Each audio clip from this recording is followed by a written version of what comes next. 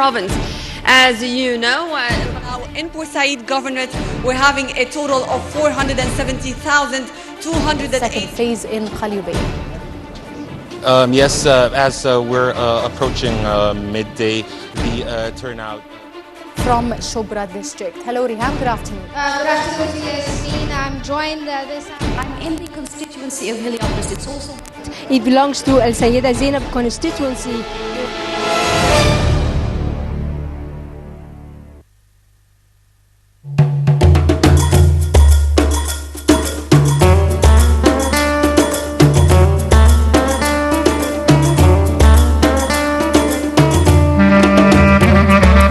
ان شاء الله هنزل اشارك. اكيد هشارك طبعا. اكيد طبعا ان شاء الله هنزل.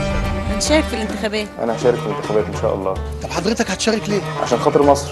ايوه عشان عايز مصر تبقى احلى من كده. عشان انا واحد من الناس تعبت.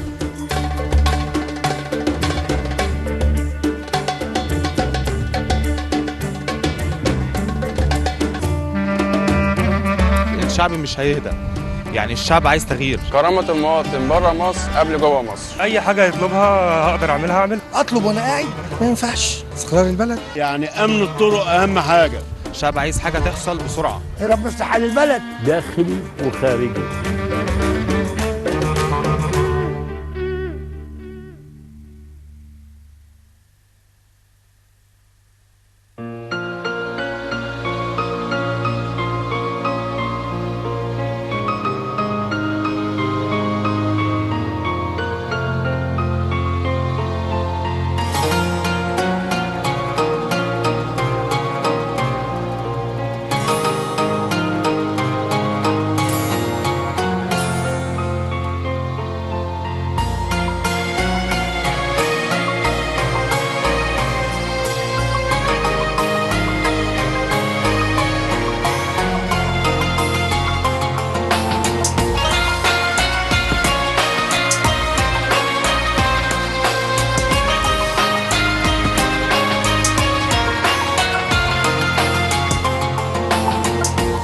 المصرية اللي عندها كل العطاء ده مش ممكن تبخل بصوتها على بلدها.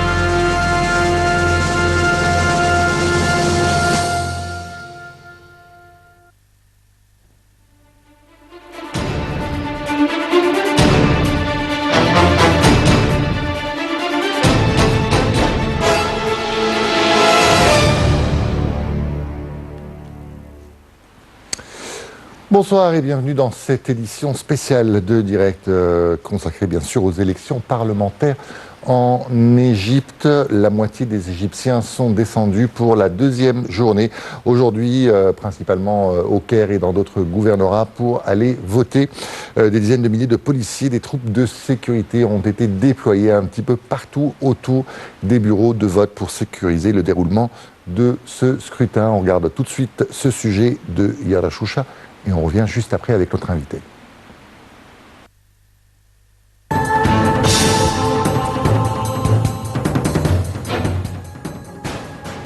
Les candidats en lice contestent 282 sièges lors de cette deuxième phase, dont 222 pour les indépendants et 60 sont consacrés aux listes des partis. La session inaugurale du nouveau Parlement doit se tenir le mois prochain, après un deuxième tour qui sera organisé dans les premiers jours de décembre. La première phase s'est déroulée le mois dernier dans 14 provinces avec un deuxième tour dans 27% des circonscriptions. Le président Abdel Fattah el-Sisi a voté dimanche à l'école de Masr el-Gedida à l'ouverture des bureaux de vote. Les Égyptiens se sont rendus aux urnes pour élire leurs représentants au prochain Conseil de députés après 2 ans de vide législatif à la suite de la dissolution du Parlement en 2012. Les législatives constituent la dernière échéance de la feuille de route après la Constitution et la présidentielle. Le scrutin de la seconde phase des législatives se déroule les 22 et 23 novembre dans les 13 gouvernorats restants de la République. Les 14 autres provinces ont déjà voté les 18 et 19 octobre dernier. Le ministère de l'Intérieur a déclaré que le scrutin s'est déroulé dans le calme, sans incident majeur, hier, en état d'entacher le processus du vote. Rappelons que 16 000 juges sont chargés de superviser le processus. L'institution électorale démocratique africaine observe le processus de la seconde phase des législatives 2015 dans 9 des 13 gouvernorats. L'institution doit tenir une conférence de presse le 3 décembre prochain pour publier son rapport préliminaire sur le déroulement du scrutin. 81 organisations non gouvernementales ainsi que de représentants de 68 ambassades étrangères siégeant au Caire observent le processus, outre des reporters des médias locaux et internationaux. Le porte-parole de la Haute Commission électorale, Omar Marwan, a déclaré hier, lors d'une conférence de presse, que plus de 300 000 Égyptiens expatriés avaient voté lors de la seconde phase des élections législatives. Il a ajouté que ce chiffre représente une hausse de 6 000 électeurs par rapport à la première phase. Le vote a pris fin à l'étranger et le dépouillement des bulletins de vote a aussitôt commencé. Le président de la HCE, le conseiller Ayman Abbas, s'est entretenu avec une délégation étrangère qui a supervisé le vote pour avoir une idée sur la transparence du processus électoral.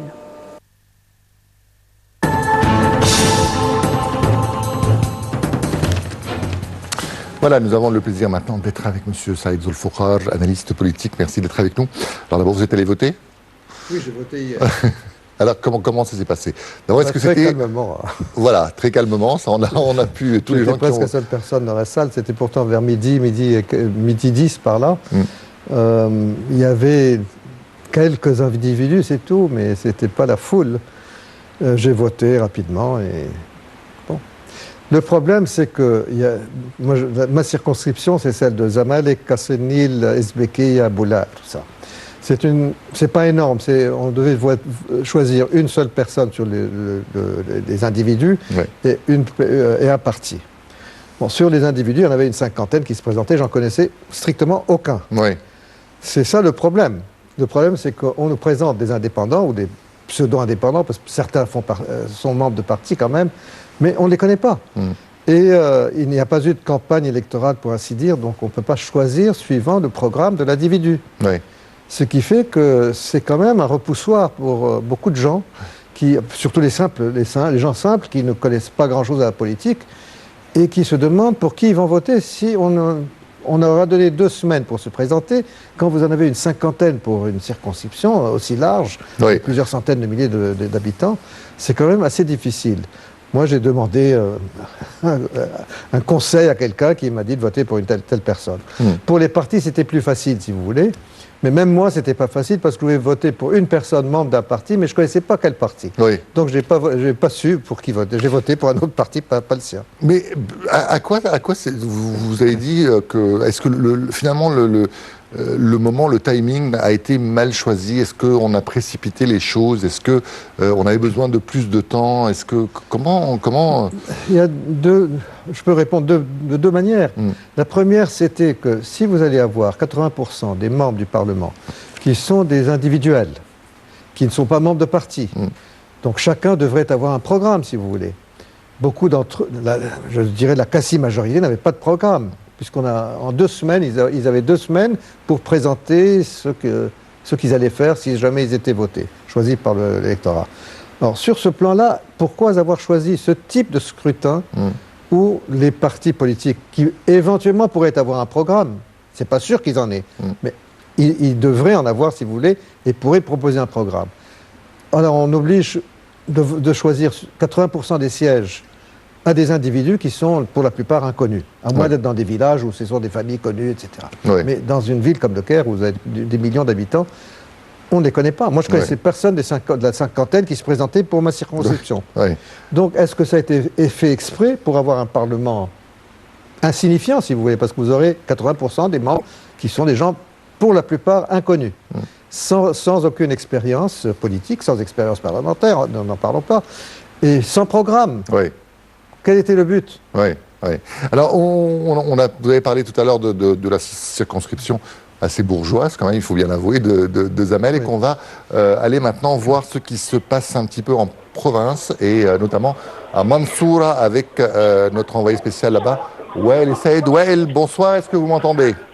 Oui, je vous entends très bien, Nabil. Très bien. Wael, alors comment ça se passe à Mansoura? Est-ce que d'abord il y a un peu plus de gens que dans la capitale? En fait, cet après-midi, le nombre des votants a augmenté plus que le matin. Oui. Et ça se voit très bien, et on s'est remarqué l'assistance des femmes plus que les hommes ici au comité où je trouve actuellement à Mansoura. D'accord.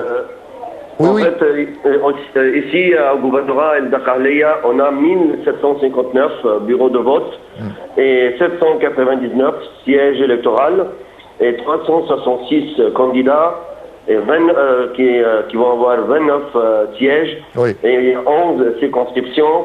Et en fait, le nombre de votants ici au gouvernorat El Dakhaliya, c'est environ 4 millions. On a reçu quelques informations, et ça selon M. Hossam, le gouverneur du gouvernorat de Dakhaliya, que le pourcentage des votants hier a atteint plus que 20%. Oui. Et quelques statistiques aussi que j'ai reçues du gouvernorat, que quelques circonscriptions, comme Sherbin, a eu le taux de participation qui a été le plus bas, c'est presque 10%. Oui. Et quand même à Sembelawin, c'est là où on a eu le taux de participation le plus élevé, c'est avec un pourcentage de 30%. Aussi quelques pourcentages de votants là dans quelques petits villages comme Menyet Nasr, c'est 27%. Même à Tamil Amdid, c'est 25%. Et à Bani Abed, 25%. À Chark Mansour, à l'est de Mansoura, c'est 12,26%. Nibram, 17%, Dekarnes, c'est de 19%, même à Navarro, 20,6%. Oui. Quand même, quelque chose qu'on a remarqué ici, dans ce gouvernorat, qu'il a été prévu le matin d'avoir une augmentation, et comme j'ai dit, c'était plus, il y a moins de monde le matin, et maintenant ça a augmenté. Et il y a, pour le point de sécurité, ou concernant la sécurité, il y avait une proclamation de l'existence d'un engin explosif à un petit village qui s'appelle Bet Karma. Oui. C'est un village qui est à côté de Mansoura, qui est le lieu de la naissance d'un des candidats connus. Oui. Et dès qu'ils ont reçu ces nouvelles, ils se sont dirigés directement les experts en explosifs et ils ont réussi à neutraliser sans faire de victimes. D'accord. Même quelques informations, ou quelques nouvelles, c'est la mort d'un des votants d'une cinquantaine d'années dans un des bureaux de vote. Et on a su que cette personne a été morte naturellement. D'accord. Et maintenant, quelques secondes, le gouverneur de Dakhaliya est venu pour surveiller comment ça déroule les élections dans ces comités où on est là maintenant. Très bien. Merci en tout cas, merci beaucoup. Wael Saïd, et bravo. C'était sa deuxième intervention en direct, donc Wael Saïd de Mansoura. Merci. Ouais. Merci à vous. Voilà. Alors apparemment les taux sont plus ou moins les mêmes. Ça tourne oui, c'est pas très encourageant, autour des 20%. Oui. C'est pas très encourageant. Mais moi, je ne m'attendais pas à mieux, vous savez. Oui. Nous avons voté dans les 3 dernières années 8 fois ou 9 fois déjà. C'est une lassitude, oui, certainement c'est une lassitude. Mais également, ce que je viens de dire tout à l'heure, c'est que les gens ne connaissant pas qui sont les... C'est vrai que dans les campagnes, on peut plus facilement connaître les notables villageois, si vous voulez, ou de petites villes. Mais dans une grande ville comme le Caire, vous avez 9 millions de votants, 7 millions de votants. Et nous avons, je ne sais pas, 45 membres du Parlement. 45, ça fait qu'on ne connaît pas. Oui. C'est un peu difficile pour un citadin de choisir sur des gens. Nous n'avons pas les mêmes problèmes d'affiliation tribale ou villageoise, si vous voyez, de clans. Ça n'existe pas dans les grandes villes. Ouais. Ce qui fait que le taux risque d'être assez bas dans les grandes villes. On a l'impression justement que finalement beaucoup de candidats n'ont pas compris le sens de l'histoire. C'est-à-dire que il persiste encore avec les vieilles méthodes. Distribution d'argent, promesses, à tout va. Il y a par exemple un candidat qui a été élu au cours du premier tour, qui avait un nom célèbre, c'était le fils d'un avocat célèbre, et c'est vrai que quand on lui a demandé quel est votre programme, il a dit « le bien des habitants de ma circonscription ». Ça fait un peu léger quand même. Ça veut rien dire. Oui. Tout le monde veut le bien, mais il faut savoir comment le faire. Et quel est le bien?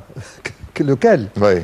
Vous savez, c'est quand même... C'est ça le gros problème d'avoir insisté, d'avoir 80% de membres du Parlement qui devraient être des individus, non affiliés à des partis.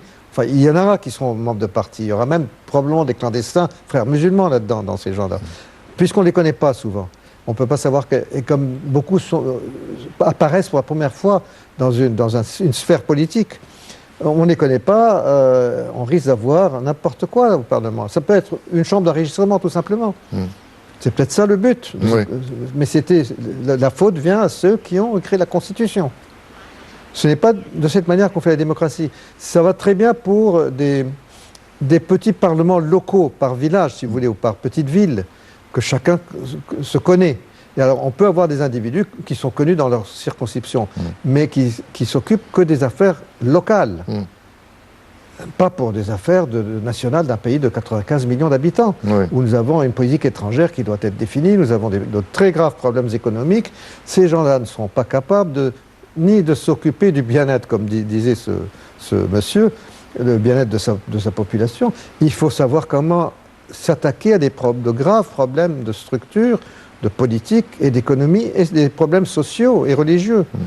Je doute fort que ces gens qui seront élus auront l'expérience de faire ceci. C'est malheureux parce que ça dénigre la démocratie en fin de compte. Oui, oui. Ça risque d'échouer totalement comme le dernier Parlement qui était une farce. C'était une charade, le Parlement des Frères musulmans. Et j'espère que ça sera probablement un peu mieux cette fois-ci, mais ce n'est pas de cette manière qu'on instaure un système démocratique, un système où la population est responsable de sa politique. Oui.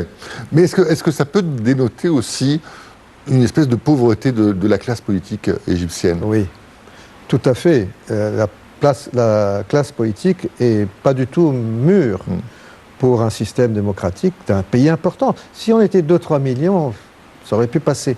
Mais nous sommes quand même le pays le plus populé de toute cette région. Oui, oui. Nous sommes près de 100 millions. Oui. Si vous comptez les Égyptiens à l'étranger, on a 7 ou 8 millions, nous sommes déjà 100 millions. Même au-dessus, parce qu'on est à peu près 94. Nous avançons d'une manière faramineuse à 2,7 millions par an, bientôt 3 millions par an. Or, aucun des candidats, je n'ai entendu aucun discours qui parlait du problème démographique, qui est le problème fondamental. Sans arrêter cette progression effrénée et tout à fait désarticulée de la population, vous ne pourrez jamais trouver une solution économique. Parce que tout gain économique sera immédiatement englouti par de nouvelles bouches à nourrir, nouveaux budgets qu'il faut mettre à l'éducation, au logement, à toutes sortes. Enfin, c'est englouti par les nouvelles bouches qui ne sont pas productives. Elles vont rester 15, 20 ans, et puis ça augmente les chômeurs. Oui. Mais il faudrait quoi? Il faudrait des décisions drastiques. Nous avions des programmes, mais ils n'existent plus. Ils ont tous été arrêtés. Les programmes de planification de naissance, d'enseignement de la planification de naissance dans les écoles, dans tous les villages, ça existait, ça marchait. Ça a été arrêté depuis une dizaine, quinzaine d'années. On n'en parle plus. Puis sous les frères musulmans, ils ont été encouragés de fabriquer encore plus d'enfants. Pendant l'année de chaos, leur discours était fait plus d'enfants. Or, l'Égypte est comme une oasis, vous savez. C'est vrai que nous avons un énorme territoire, mais 95% de ce territoire est insalubre, c'est du désert. Donc, nous avons la vallée du Nil et le delta. Le delta, en plus, risque d'être englouti en partie par la remontée des eaux de la Méditerranée. Personne n'en parle de nouveau. Il faut faire une énorme digue, parce que les terres du nord du delta sont déjà presque dans un genre de marécage à moitié salin. Vous avez déjà des tas de terres qui sont insalubres dans cette région, parce que la remontée des eaux avec le réchauffement climatique est en train de contaminer ces terres qui sont très basses, elles sont à peine quelques centimètres au-dessus du niveau de la mer. La mer est en train d'augmenter. Et c'est les seules terres cultivées et cultivables qu'on ait dans le pays en plus. Oui, et nous avons une trentaine de millions de gens qui habitent sur ces terres. Une trentaine de millions qui, si on ne fait rien, seront sans terre et deviendront des réfugiés climatiques. Donc vous pensez que le nouveau Parlement, d'après vous, ne sera pas en mesure de prendre des grandes décisions? Je suis presque certain, malheureusement. C'est tristement que je le dis, mais je ne peux pas être optimiste parce que le système lui-même, probablement, veut ça. Et donc, il y a quelque chose qui ne va pas avec le système, parce que si on veut que la population apprenne à être démocrate et un système démocratique qui régisse la politique, c'est le contraire. Nous allons avoir des gens qui sont des technocrates, malheureusement, qui, eux, sont simplement des hauts fonctionnaires, c'est tout. C'est pas ça dont le pays a besoin. Le pays a besoin de visionnaires, de gens qui ont une vision de ce que devrait être le pays. Or, c'est uniquement un homme politique, honnête, bien entendu, pas un homme politique qui rentre en politique pour faire du business. Ce qui est malheureux chez nous, la plupart, sont des hommes de business. Est-ce que, finalement, l'absence de partis, de vrais partis, avec un poids à la fois politique, à la fois populaire également, est préjudiciable finalement? Parce que c'est vrai que... entièrement, tout à fait préjudiciable, bien sûr. Voilà. Vous avez un parti populaire, parti populaire, c'était les Frères musulmans, si vous voulez, c'était les seuls qui étaient vraiment organisés, mais qui, eux, voulaient nous ramener en arrière. Donc, autrefois, nous avions un grand parti populaire, le parti du WAF, mais nous avons eu quand même 60 ans de dictature, plus ou moins de dictature militaire, qui a interdit la vie parlementaire, interdit les partis politiques. Donc il n'y avait que les partis clandestins, et le seul c'était les Frères musulmans, qui était un parti clandestin, puis qui est devenu plus ou moins acceptable dans les dernières années du président Moubarak, qui était organisé. Le WAFT est un parti qui est à bout de souffle. Il a été le grand parti nationaliste libéral des années 20 et 30, et même 40 et début 50, mais il a été décapité sous le régime du colonel Nasser à l'époque. Et puis, quand il s'est ressuscité, ce n'est plus le parti populiste d'autrefois. Et puis, c'était un parti de nationaliste, si vous voulez, qui voulait l'indépendance. Or, nous avons l'indépendance maintenant. Mais il faudrait en faire quelque chose. Or, il n'est pas capable. Je pense que ces élites, les élites sont des élites âgées qui ont peut-être... Ceux qui sont très âgés ont peut-être une certaine connaissance des parlements, mais ils n'ont plus la vision pour le pays. Et les nouveaux partis sont des partis qui n'ont aucune expérience. Et ce sont des tout petits partis sans infrastructure, sans cadre, sans adhérents, sans rien. C'est quelques richards qui ont autour d'eux quelques notabilités, c'est tout. Et qui se chamaillent entre eux pour des places à pouvoir qu'ils n'ont même pas, et qu'ils n'auront pas probablement. Mais avant la révolution de 52, d'après les chiffres, l'Égypte n'a jamais été un pays de partis. Même le WAFD, par exemple, au moment de sa splendeur, finalement, il n'obtenait pas tant de voix que ça. Les gens ne votaient pas beaucoup, ils n'ont jamais beaucoup voté. Voilà, c'est ça, oui. Mais c'était quand même le parti populaire. Quand il y avait des manifestations, il ramassait la population était petite, c'était moins de 20 millions à l'époque. Mais il pouvait, dans les rues, mettre des milliers de jeunes pour appuyer sa politique. Donc c'était quand même un parti populaire. Et même si les gens ne votaient pas, ils étaient pour lui. On n'avait qu'à voir quand Mustafa Bachar al-Nahas est décédé, je ne me rappelle plus si c'était en 65 ou en 66, c'était donc à l'époque, des époques où les partis politiques étaient interdits, le nombre de gens qui ont assisté à ces funérailles, c'était des centaines de milliers. Donc ça prouvait que les partis politiques avaient une certaine aura, si vous voulez. Non, on peut être populaire soi-même sans que le parti ne le soit. On va continuer cette discussion. On va prendre notre envoyé spécial qui est au Caire, dans le quartier le plus peuplé, on va dire, du Caire, c'est le quartier de Chobra. Ahmad Hosni est là-bas. Ahmad. Bonsoir Nabil. Bonsoir, vous m'entendez donc? Bonsoir Nabil. Apparemment. Alors Ahmad, comment ça se passe? On vient d'avoir El Saïd Amansoura qui nous dit que les taux varient autour des 20%, ce qui était déjà le taux de la première phase. Est-ce que vous confirmez ces chiffres? Est-ce que vous avez d'autres chiffres? Est-ce qu'à Chobra, on a voté plus ou moins qu'ailleurs en Égypte? Alors je pense que le taux de participation va aussi tourner autour de 20%, puisque là actuellement où je me trouve, au bureau de vote où je me trouve, au lycée Al-Tawfiya dans Chobra, comme vous l'avez évoqué, dans le quartier nord de l'Égypte, eh bien on tourne autour de entre 10 et 12%, tout dépend de l'urne. Il y a 6 urnes ici dans ce bureau de vote. C'est un des bureaux de vote principaux du quartier de Chobra, avec également l'autre quartier de Rod El Farak, tous les deux dans le nord du Caire. Mais ça n'empêche que ici à Chobra, c'est une ambiance plutôt électrique. Les candidats se disputent 2 sièges. 34 candidats se disputent 2 sièges, dont une femme, parmi les 34 candidats. Et alors, pas des altercations, mais je dirais différents candidats qui font le tour des bureaux de vote essaient de s'accuser l'un et l'autre de soudoyer ou d'acheter les votes des citoyens. Cet achat de vote, c'est bien entendu un des problèmes ici durant les élections, mais ce n'est pas heureusement l'ambiance majeure. Je dirais qu'il y a eu quelques cas qui ont été recensés, mais non sans gravité. Le processus électoral se déroule tranquillement ici à Chobra. D'accord. Est-ce que il y a des têtes d'affiche dans les bureaux où vous vous trouvez? Parce que c'est vrai qu'on était en train de parler tout à l'heure avec M. Saïd Zolfoukar. C'est vrai que dans beaucoup de circonscriptions, il y a des gens, malheureusement, qu'on ne connaît pas. Est-ce qu'il y a des têtes d'affiche chez vous? Alors évidemment, comme je vous l'ai indiqué, 34 candidats, il y a des candidats de toutes sortes. Et ce qui est intéressant à souligner ici dans le quartier de Chobra, c'est vraiment un espèce de mélange entre les deux communautés, qu'elles soient coptes ou musulmanes. Les candidats présents, je pense qu'ils représentent vraiment les habitants ici du quartier de Chobra.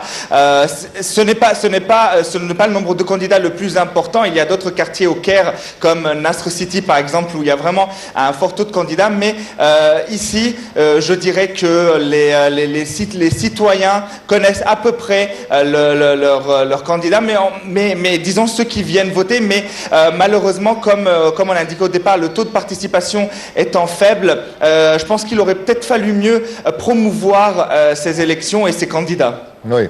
Vous avez parlé tout à l'heure, ce sera ma dernière question, Ahmed, des deux communautés. C'est vrai que Chobra est un quartier qui est connu pour abriter un grand nombre d'Égyptiens coptes. Est-ce que vous avez discuté avec les votants? Est-ce qu'il y a un vote communautariste qui se développe à Chobra? Non, pas spécialement. Je n'ai pas senti de communautarisme. Chacun va voter. D'ailleurs, j'ai parlé avec différents électeurs, peut-être sans faire de distinction, mais en tout cas, chacun va voter le candidat qu'il estime le plus à même. Il y a des candidats musulmans qui vont voter, des électeurs musulmans qui vont voter des candidats coptes et vice versa. Donc, il n'y a pas vraiment de communautarisme ici jusqu'à présent. Merci beaucoup, Ahmed Hosni, donc notre envoyé spécial à Chobra. Voilà, donc apparemment un taux guère plus réjouissant. À Chobra, pourtant, c'est vrai que Chobra était, ces derniers temps, au moment de la révolution du 25 janvier, et au moment de la contestation et de la révolution du 30 juin contre les frères musulmans, était un quartier où les gens descendaient beaucoup. Il y avait beaucoup de manifestations qui se déroulaient à Chobra. Il y avait beaucoup de manifestations qui partaient de Chobra même. Oui, oui. Ça démontre soit une lassitude du fait qu'on a voté 8 fois ou 9 fois de 3 ans, alors qu'avant on ne votait jamais. Oui, voilà, c'est ça. Oui. Ou bien qu'ils pensent que vraiment ça ne va pas faire grand-chose, le vote ne va pas mener à un grand changement dans la situation actuelle. Ce qui est malheureux, parce qu'il faut absolument que les gens votent, il faut qu'ils participent à la vie politique. Même si les candidats ne sont pas à la hauteur, mais on les changera éventuellement un beau jour. Mais les gens doivent apprendre. Alors, ils n'apprendront jamais s'ils boycottent les scrutins. Vous avez parlé de lassitude. Est-ce que c'est une lassitude du vote ou bien est-ce que c'est une lassitude de la politique, tout simplement? Non, je pense qu'ils n'ont pas vu les choses changer. On a voté, on était tellement... Enfin, tout le monde le savait, il y a 3 à 4 ans, on était tellement plein d'espoir et d'espérance. Et en fait, c'est le contraire qui s'est... Donc, il y a à la fois une lassitude et peut-être un certain dégoût, ou un désenchantement, si vous voulez. Oui. Un désenchantement, les gens pensent que ça ne changera rien.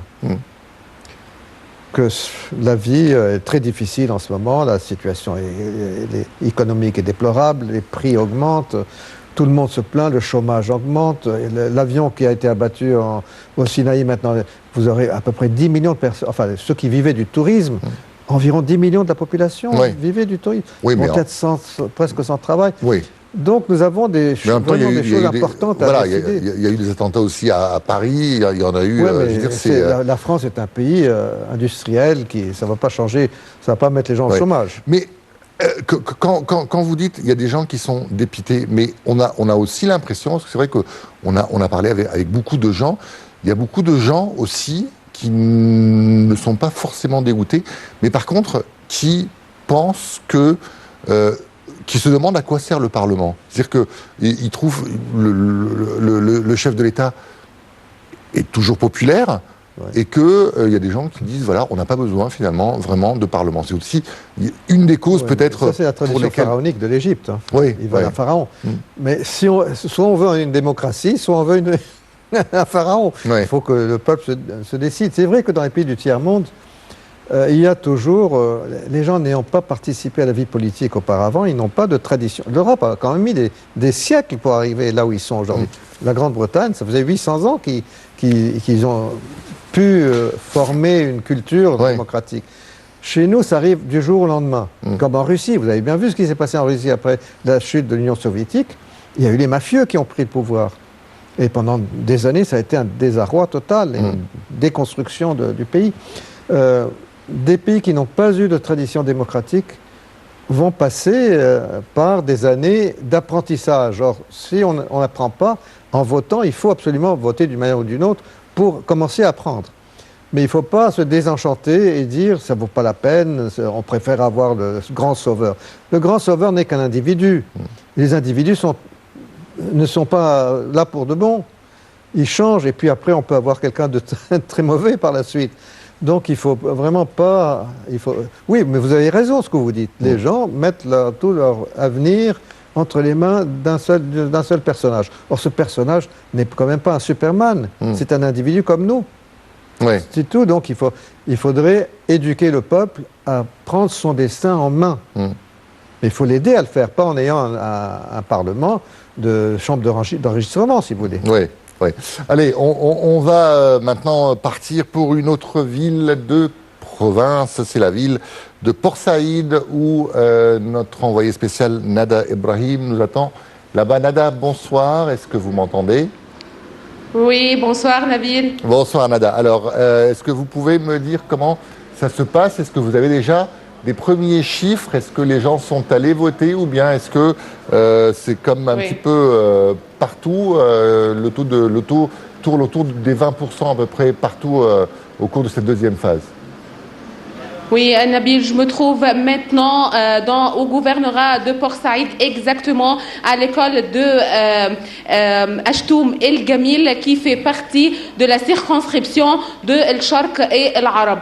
Pour cette école, on a 3 comités électoraux pour un total de 7119 électeurs qui sont principalement des femmes. Ici, les bureaux de vote ont vu une participation correcte. Le taux de participation au premier jour et jusqu'à présent, selon les juges des comités ici, a atteint 12%. Oui. Non, allez-y, continuez, Nada, oui. Oui. Ici, les bureaux de vote ont vu toutes les tranches d'âge. On a vu les jeunes femmes qui sont venues avec leurs enfants pour participer au processus électoral. Aussi, on a vu les personnes âgées qui sont venues en masse pour participer aux élections législatives. Et quand j'ai discuté avec elles, elles m'ont dit qu'elles sont très heureuses, qu'elles aspirent à un avenir plus prospère pour l'Égypte. Elles pensent que cette dernière étape de la feuille de route va réaliser la stabilité politique, sécuritaire et économique pour l'Égypte. Oui. Nada, Port Saïd a toujours été connue comme une ville rebelle, une ville de résistance. Comment sont les gens quand vous leur parlez? Est-ce qu'ils ont besoin, est-ce qu'ils ont envie de croire en l'avenir? Est-ce qu'ils veulent faire entendre leur voix? Comment est l'état d'esprit à Port Saïd? Oui, ici, l'ambiance au gouvernorat de Port Saïd est une ambiance de joie et de festivité. Toutes les gens ici, et principalement les femmes, sont vraiment heureuses quand ils finissent le processus électoral et quand ils votent. Ils se regroupent devant les écoles pour chanter, pour danser.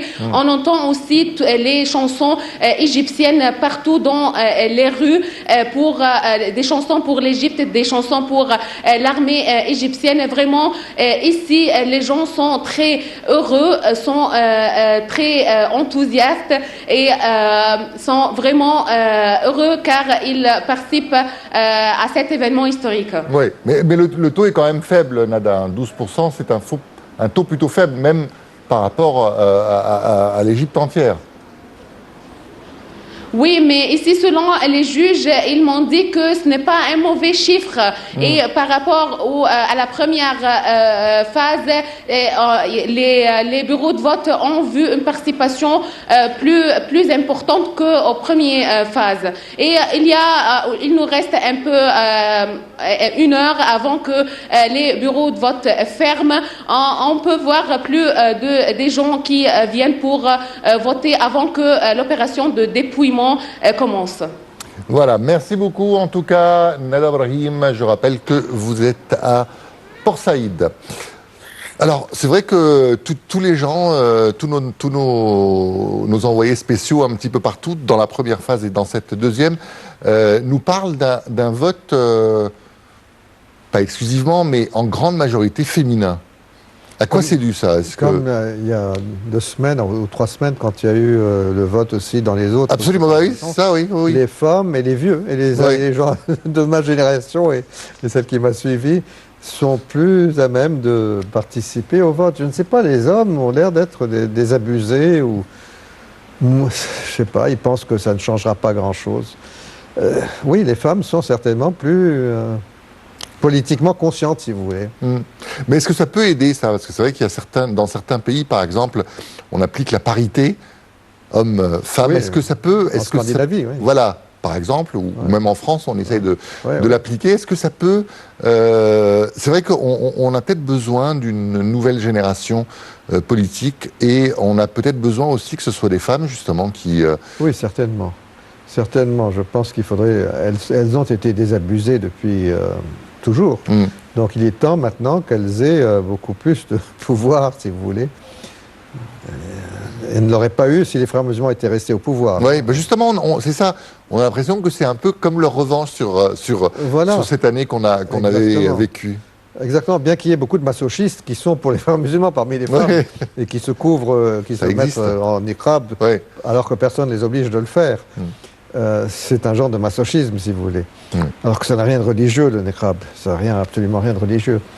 Mais je ne sais pas, oui, c'est certainement un bon signe que les femmes sont plus actives que les hommes. Mais ce qui me désole, c'est que les jeunes ne participent pas. C'est beaucoup plus les gens du deuxième âge que les jeunes. Les jeunes sont très, je sais pas, désenchantés par le fait que c'est eux qui ont ameuté cette révolte qu'on a eue il y a 4 ans. Et ils ont été marginalisés totalement maintenant. Certains sont en prison, d'autres ont été marginalisés. Et puis les partis politiques n'ont pas su les prendre en main. Et je ne veux pas les prendre en main pour en faire des hommes de main, mais les intégrer dans le processus politique de la création de partis politiques. Oui. Il y en a 1 ou 2 petits partis, mais des tout petits partis. Oui, mais c'est peut-être aussi justement les jeunes qui n'ont pas su... C'est un peu les qualités, les défauts de la jeunesse. C'est-à-dire que on a plein de fougue, on a plein d'espoir, mais en même temps, voilà, on n'arrive pas à se mettre d'accord. Est-ce que si ces jeunes avaient formé, eux, un parti politique, on avait pensé à Tom Hargrove comme un parti, mais ça n'a pas duré. Je crois que le parti n'a jamais même vu le jour, celui de Tom Hargrove, qui était des jeunes. Le 6 avril a été impliqué dans toutes sortes d'histoires, donc il n'existe plus non plus. Oui. C'est dommage parce que l'avenir du pays, c'est quand même la jeunesse, et la jeunesse, c'est plus de 60% de la population. C'est 60-65% qui ont moins de 25 ans. Donc, c'est ça le danger pour le pays, parce que le pays est surchargé de jeunes sans avenir, avec une économie qui est en dégénérescence à cause de tous les problèmes de la région. C'est pas nous qui sommes vraiment responsables, mais en partie, mais la région est en train de s'effriter, est en train d'être détruite. Et nous, heureusement, pour l'instant, on a su combattre, mais vous savez qu'il y a toujours des gens qui veulent nous détruire. Oui, bien sûr. Mais d'après les rapports, justement, des agences économiques, on va pas non plus pavoiser, mais on a l'impression qu'il y a un certain optimisme par rapport à l'Égypte. Le taux de croissance, par exemple, de l'Égypte a repris, même si il n'est pas encore arrivé au taux où il était avant. L'Égypte... Oui, mais il a repris avant des événements de Sharm el-Sheikh. Oui. Alors, avec le tourisme qui reprenait petit à petit, c'est le début de la saison touristique. Alors, elle est foutue, fichue. Donc c'est une partie importante du produit national brut, c'est à peu près 12%, je crois, qui va être à zéro, presque à zéro. C'est pas en encourageant le tourisme intérieur. Le tourisme intérieur n'a pas d'argent, il ne dépense pas de l'argent. J'ai vu une réclame aujourd'hui que Hilton, sur l'Internet, Hilton offre des chambres au Hilton de Sharm el-Sheikh à 150 livres. Oui. 150 livres. Un grand hôtel. 20 $. Un grand hôtel de Sharm el-Sheikh. C'est pas comme ça qu'ils vont gagner de l'argent. Oui. Et bon, ils espèrent peut-être garder le personnel, mais le personnel va être réduit. Mais est-ce que finalement, c'est pas aussi un moyen pour diversifier un petit peu notre économie? C'est vrai qu'on a... quoi? Nous étions un pays agricole. Nous avions le meilleur coton au monde. Ouais. Maintenant, le ministre de l'Agriculture donne des instructions de ne plus planter le coton. Pourquoi ne pas reprendre tout ça? Parce qu'il dit qu'il n'y a pas de marché, que maintenant le marché chinois, il plante du coton à droite et à gauche qui est moins cher qu'il a... comment est-ce qu'on dit? Short staple cotton, je ne sais pas comment dire en français. Court, voilà. Pas le long. Voilà. Pas la filature longue. Donc, la nôtre, c'était le meilleur coton du monde. Ouais. Or, malheureusement, les gens achètent maintenant du... Bah oui, mais il y a toujours des gens qui vont acheter de la qualité aussi. On devrait. Ouais. Mais le ministre de l'Agriculture a fait une déclaration où il demandait aux paysans de ne plus planter parce qu'ils ne savaient pas comment le vendre. Ouais.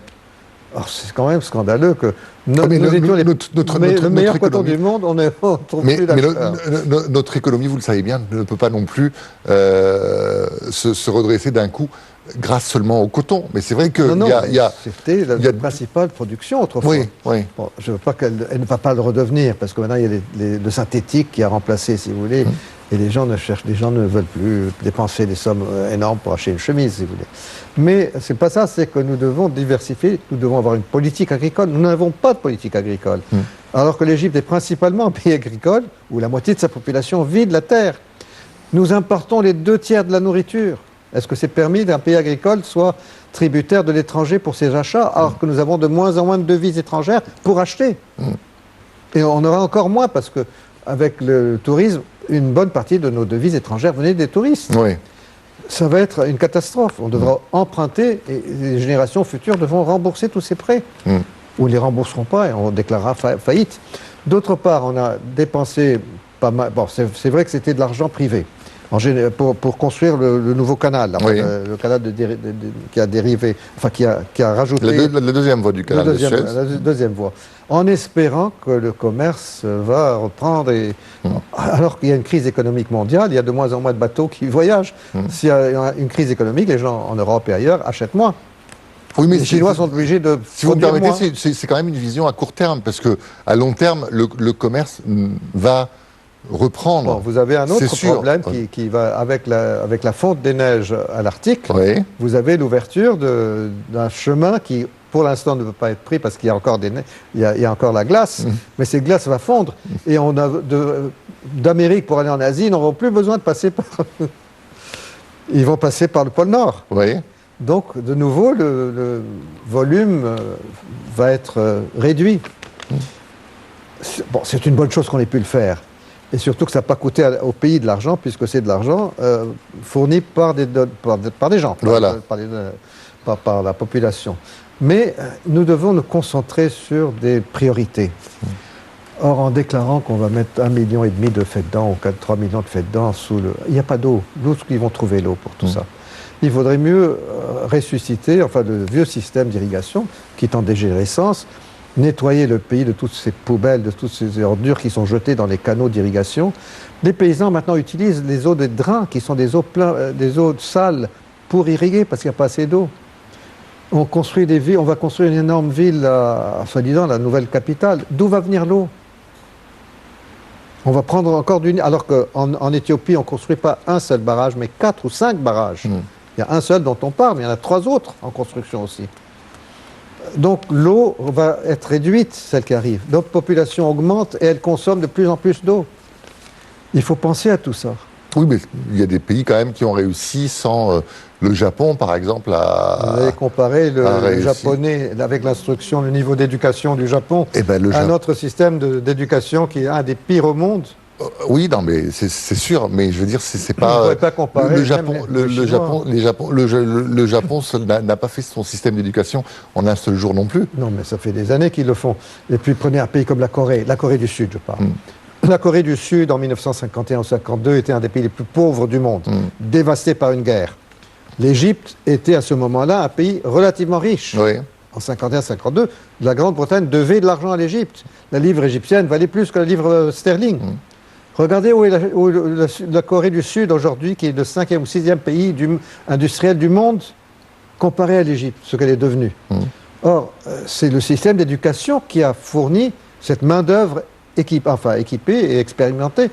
C'est un système d'éducation parfait qu'ils ont, pendant 2-3 générations, ils ont travaillé dur. C'est vrai que les Asiatiques ont un sens de solidarité et d'abnégation dans le travail que malheureusement les nôtres n'ont pas. Oui. Toute notre région, pas seulement nous. Si vous allez me dire, bon, la religion a bien sûr une influence là-dessus. Nous avons des populations, je parle de tout le monde, pas seulement l'Égypte, qui sont omnibulées par l'au-delà, par l'après-vie. Or, il faut se concentrer sur la vie et pas investir pour l'avenir. L'avenir après la mort, je veux dire. Oui, oui.